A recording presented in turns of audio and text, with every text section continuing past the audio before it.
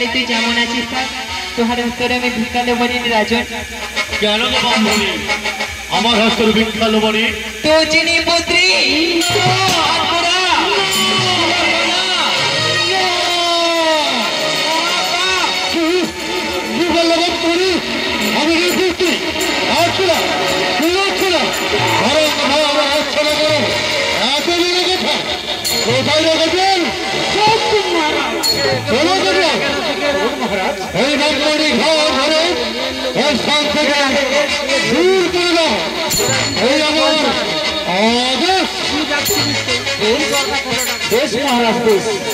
আপনার আদেশ অক্ষরে অক্ষরে পালন করাই তো আমারই কর্তব্য।